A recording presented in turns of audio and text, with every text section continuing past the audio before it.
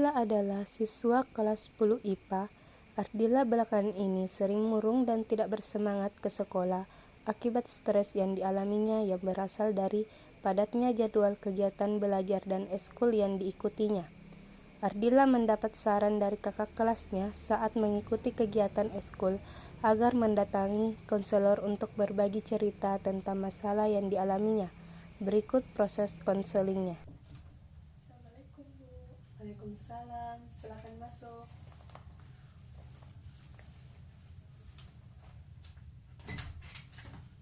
Silakan duduk Nak. Baik Bu, terima kasih Bu. Ya, apa kabar kamu hari ini? Alhamdulillah Bu, baik. Bagaimana dengan Ibu sendiri? Alhamdulillah Nak, Ibu juga baik-baik. Nama kamu Ardila ya dari kelas 10 IPA. Iya Bu, saya Dila dari kelas 10 IPA. Mengapa Ibu tahu nama saya? Iya Nak, Ibu kenal Dila saat masa pengenalan lingkungan sekolah yang berlangsung via daring dulu.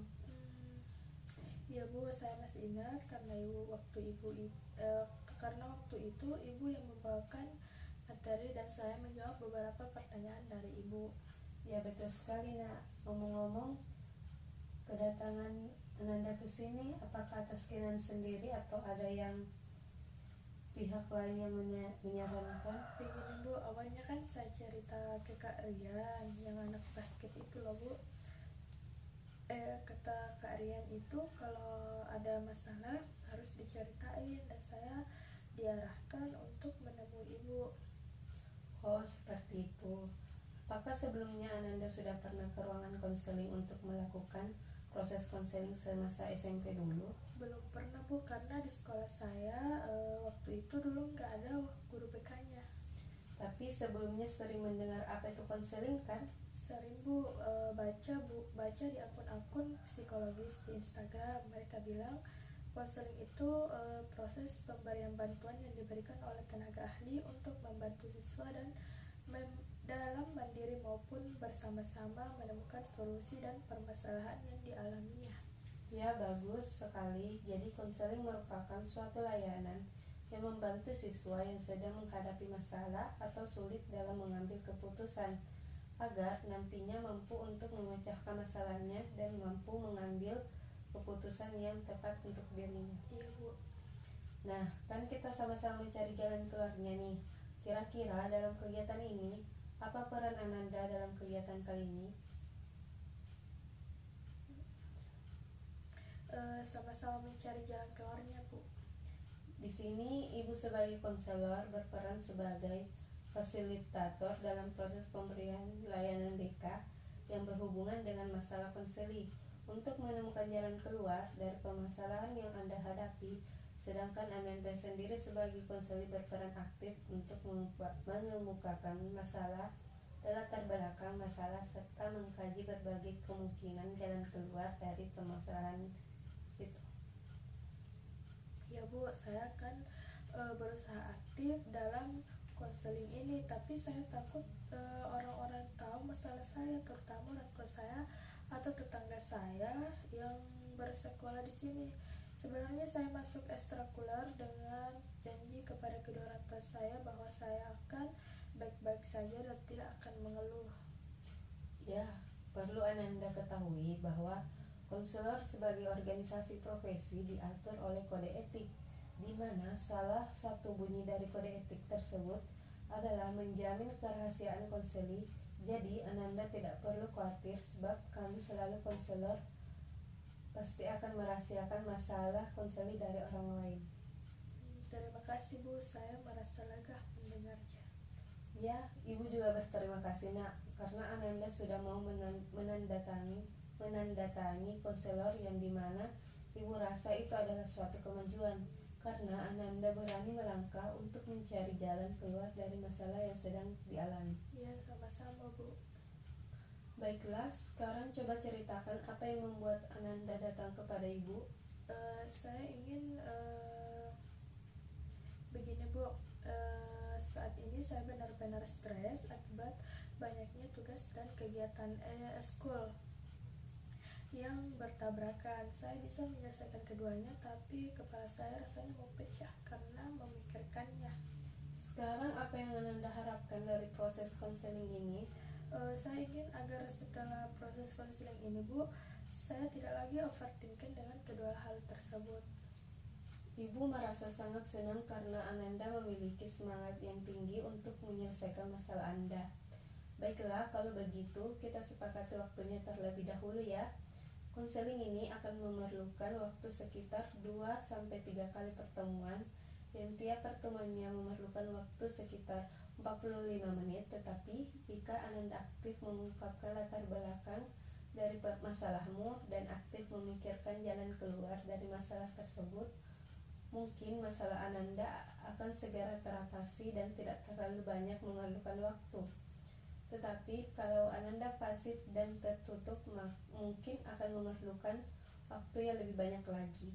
Bagaimana pendapatmu tentang waktu yang telah ditetapkan? Apakah kamu setuju? Iya, saya setuju, Bu. Saya berharap agar masalah saya ini cepat terselesaikan. Baiklah, setelah kita menyepakati waktu yang digunakan, coba Ananda ceritakan kepada ibu apa yang menyusahkan dan mengganggu pikiranmu selama ini. Jadi begini, Bu, kan waktu SMP semuanya berjalan dengan baik-baik saja. Saya juga dulu masuk OSIS kok, Bu. Boleh ibu tahu apa yang menyebabkan sehingga Ananda jadi stres belakangan ini? Begini, Bu. Ya, ayo lanjut nak. Begini, Bu, saya stres karena saya merasa waktu untuk istirahat sangat sedikit. Kenapa kamu memiliki pemikiran seperti itu? Begini, Bu, bayangin saja kalau kita full day school, lalu setelah pulang sekolah harus tinggal untuk melakukan kegiatan eskul. Ibu rasa kegiatan eskul basket yang gak setiap hari tuh latihannya. Memangnya kegiatan eskul apa saja yang Ananda ikuti nah selain basket? Banyak sih, Bu. Oh, coba sebutkan apa-apa saja itu. Pertama itu OSIS, ROHIS, PMR, dan POLI, Bu. Bagaimana Ananda bisa mengikuti itu semua? Ya kan setiap harinya nggak ada yang bertepatan kok. Jadi masih bisa membagi waktu dengan baik. Tadi kamu mengatakan mampu membagi waktu dan berprestasi saat SMP. Nah, sekarang kan juga sama. Apa yang membedakan? Ya juga sih, Bu, tapi kondisi stres selalu ada dalam diri saya. Kadang kepala gak berhenti berpikir, padahal tubuh menuntut untuk istirahat. Jadi Dila merasa stres karena terlalu banyak mengikuti kegiatan eskul ya? Nah, iya betul sekali, Bu. Tapi kamu tidak ada niatan untuk meninggalkan salah satunya? Gak mau, Bu. Saya tertarik dengan semuanya. Sebenarnya hal ini berkutat pada kamu yang bersikeras mengikuti semua ekskul hanya karena mudah tertarik, bukan begitu? Iya, Bu. Kenapa ya, Bu? Saya ambisius ini. Apakah kamu merasa marah pada diri kamu sendiri? Marah iya, kesel juga, tapi saya butuh hasil yang maksimal nantinya, Bu. Kamu merasa sedih dengan kondisi sekarang? Benar, Bu. Saya memang saat ini benar-benar sedang dengkol, Bu. Memang nak, ada kondisi di mana kita ingin merasakan semua hal, apalagi sesuatu yang baru. Tapi saran ibu, jangan terlalu keras pada dirimu ya, karena dirimu juga punya hak untuk diistirahatkan. Iya, Bu, mungkin hal itu yang membuat saya stres dan overthinking terus. Sebel sih dari saya, Bu. Kamu hebat bisa menyadari itu semua. Iya, Bu. Baiklah, kalau begitu terlebih dahulu Ananda hendaknya dapat menetapkan dengan jelas tujuan yang ingin Ananda capai. Dalam merumuskan tujuan ini, kamu harus mempertimbangkan siapa saja yang terlibat dalam permasalahanmu ini. Benar sekali, lalu saya harus dapat yang terlibat yang terlibat. Saya dulu, 1, 2, 3. Baiklah, kalau begitu terlebih dahulu Ananda hendaknya dapat menetapkan dengan jelas tujuan yang ingin kamu capai. Dalam merumuskan tujuan ini, kamu mempertimbangkan siapa saja yang terlibat dalam permasalahanmu ini.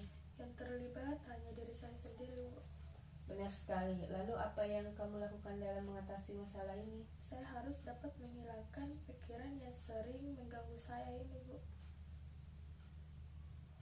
Ya, tapi sebenarnya ada yang lebih penting, yaitu cara menghilangkan itu semua. Itulah masalahnya, Bu. Sulit sekali rasanya menghilangkannya. Baiklah, kalau begitu, kamu juga harus menetapkan dalam kondisi yang bagaimana kamu menyelesaikan masalahmu ini. Saya ingin belajar untuk menghilangkan stres yang ada di pikiran saya ini, Bu, dan mencoba meninggalkan beberapa kegiatan ekstrakurikuler dan fokus ke satu organisasi saja. Tapi biar begitu karena sudah terbiasa, jadi bawaannya cemas, tegang, dan melulu, Bu, akibat stres. Baik, tapi dengan syarat kamu harus melakukannya 2 kali atau 3 kali sehari ya. Saya akan melakukan latihan sebanyak 2-3 kali, Bu. Nah, sekarang coba kamu rumuskan apa tujuan yang ingin kamu capai setelah konseling ini. Saya ingin hari-hari saya menjadi tenang lagi. Bagus sekali. Ananda telah merumuskan tujuan untuk mengatasi masalahmu dengan baik. Ya, Bu. Kalau boleh tahu, apakah kamu belum pernah mencoba untuk menghilangkan kecemasan akibat stres yang ada pada diri kamu? Sudah, Bu, tetapi perasaan cemas dan tegang tetap selalu ada dalam diri saya yang selalu membayangi saya. Saya sudah tidak tahu apa yang harus saya lakukan. Dapatkah Ibu menunjukkan cara lain untuk mengatasi permasalahan saya ini, Bu? Tentu saja, setelah saya mendengar cerita dari masalah kamu, Ibu dapat memberikan alternatif dalam ilmu bimbingan dan konseling yang mungkin dapat kamu lakukan saat keadaan atau kondisi itu muncul. Nah, kamu dapat menggunakan teknik relaksasi, di mana teknik relaksasi merubah usaha mengajari seseorang untuk rileks dengan menjadikan orang itu sadar tentang perasaan tegang dan perasaan-perasaan rileks kelompok-kelompok otot utama seperti tangan, muka, leher, dada, bahu, punggung, dan perut serta kaki. Tujuan jangka panjang dari relaksasi otot adalah agar tubuh dapat memonitor sesegera mungkin semua signal kontrolnya dan secara otomatis membebaskan tegangan yang tidak diinginkan. Nah, bagaimana pendapatmu? Baik, Bu, saya akan mencoba belajar dengan bersungguh-sungguh. Baiklah, karena kamu sudah tidak sabar untuk melakukan latihan, maka kita akan memulainya sekarang. Pada dasarnya, kita belajar menguasai tegangan badan kita. Beberapa orang dapat menguasainya, tetapi pada tempat tegangan biasanya badanmu akan lebih tegang. Walaupun mungkin Ananda tidak menyadarinya, jika kamu dapat belajar mengenai tegangan otot dan merelaksasikan otot, maka keadaan rileks ini dapat menolong mengurangi kecemasan dan rasa tegang yang ada pada diri kamu. Apa yang akan kita lakukan adalah membantu kamu mengenali jika badanmu rileks dan jika badanmu tegang dengan sengaja menegangkan dan merilekskan kelompok otot yang berbeda dalam badanmu. Kita hendaknya mencapai pada titik di mana kamu dapat mengenali sensasi-sensasi yang berarti tegang dan menggunakan ini sebagai tanda pada dirimu sendiri untuk rileks. Apakah kamu sudah mengerti? Iya, Bu. Lalu selanjutnya bagaimana? Ya, tentu saja. Pertama-tama saya akan menunjukkan kepada kamu sehingga kamu dapat memahaminya. Satu hal yang perlu kita lakukan sebelum memulai adalah agar kamu sedapat mungkin merasa nyaman. Karena itu, kamu jangan sampai terganggu oleh sinar lampu. Saya akan mematikan lampu ini terlebih dahulu.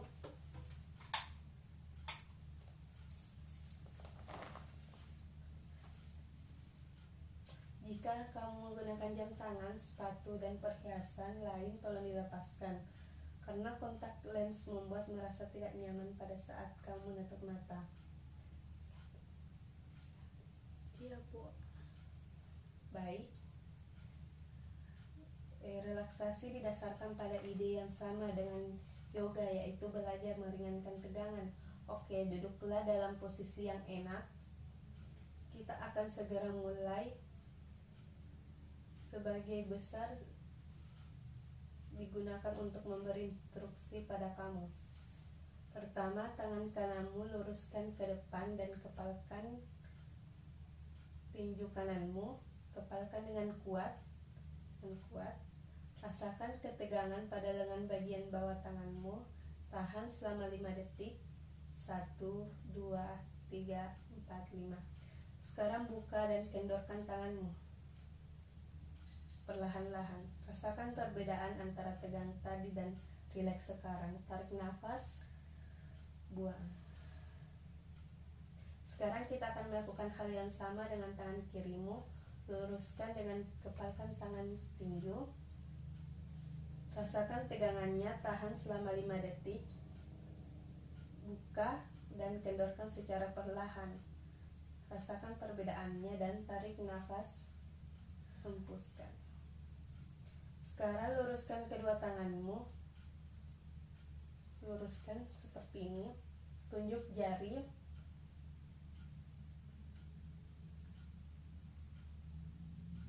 Ke arah langit-langit. Rasakan ketegangannya pada pergelangan tanganmu. Tahan selama 5 detik. 1, 2, 3, 4, 5. Sekarang kendorkan dan rasakan perbedaannya dan tarik nafas, hembuskan. Sekarang luruskan kedua tanganmu dan tengadahkan tanganmu ke atas. Kepalkan dengan kuat. Bawa ke arah bahumu. Rilekskan. 1, 2, 3, 4. Ya, selesai. Tarik nafas, hembuskan. Sekarang kita akan pindah ke arah bahu. Angkat bahumu sampai ke telinga. Rasakan ketegangan dalam bahumu. Tahan. 1, 2, 3, 4, 5. Selesai. Hembuskan. Tarik nafas, hembuskan.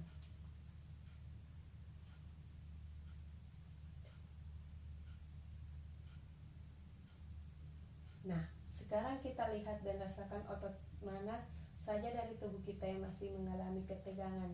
Dimulai dari kaki, betis, perut, sampai otot tangan. Jika masih merasa tegang, kita bisa mencoba melakukannya kembali. Ya, Bu.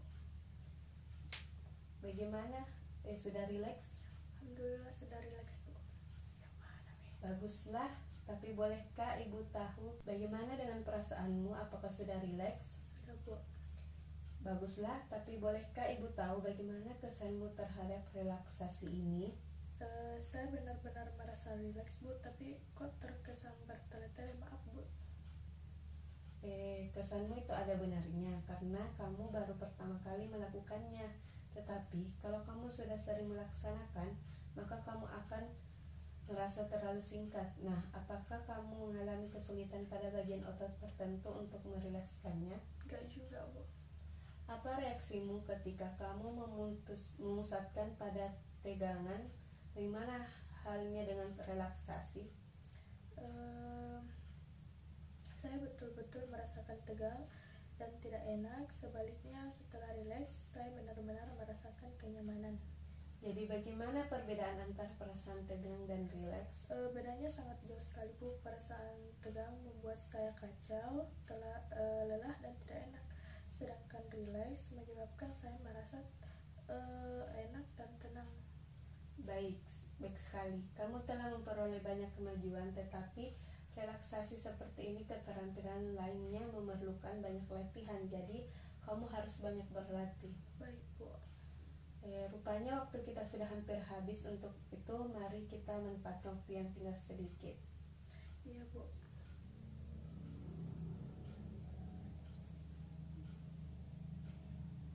Sebelumnya Ibu ingin Ananda mengungkapkan kembali pokok-pokok hasil pembicaraan kita. Baiklah, Bu. Saya harus melakukan teknik relaksasi untuk menghilangkan kecemasan dan ketegangan pada diri saya sehingga saya dapat merasa rileks, dan saya juga harus banyak latihan, Bu. Bagus. Rupanya kamu sudah paham bagaimana perasaanmu sekarang. Sekarang saya benar-benar merasa rileks, Bu. kecemasan dan ketegangan akibat stres yang ada pada diri saya sudah mulai berkurang, Bu. Baguslah, sekarang Ibu akan meminta kamu untuk melakukan latihan di rumah 2 kali sehari sekitar 15-20 menit setiap latihan. Lakukan latihan di kursi yang ada sandarannya. Cobalah melakukan relaksasi sewaktu-waktu, terutama jika ada waktu senggang seperti setelah bangun tidur, setelah sekolah, dan setelah bekerja, atau sebelum makan malam. Cobalah untuk menghindari gangguan seperti bunyi telepon dan orang yang ingin kamu temui. Isilah buku catatan ini setiap kamu selesai latihan. Apakah kamu ada pertanyaan? Tidak ada, Bu. Saya sudah paham, Bu, dengan apa yang saya akan lakukan. Agar kamu tidak lupa akan pokok-pokok hasil pembicaraan kita tadi, maka catatan yang Ibu buat ini bisa Anda bawa pulang. Terima kasih, Bu. Baiklah, kalau kamu tidak keberatan, kita akan bertemu lagi di sini pada hari dan jam yang sama untuk membicarakan pengalaman kamu selama berlatih di rumah. Bagaimana? Iya, saya setuju, Bu. Dengan cara itu saya akan tahu di mana letak kekurangan saya dalam berlatih. Oke, hari ini cukup sampai di sini dulu. Sampai bertemu lagi minggu depan ya. Terima kasih, Bu. Saya pamit dulu, Bu. Ya. Assalamualaikum. Waalaikumsalam.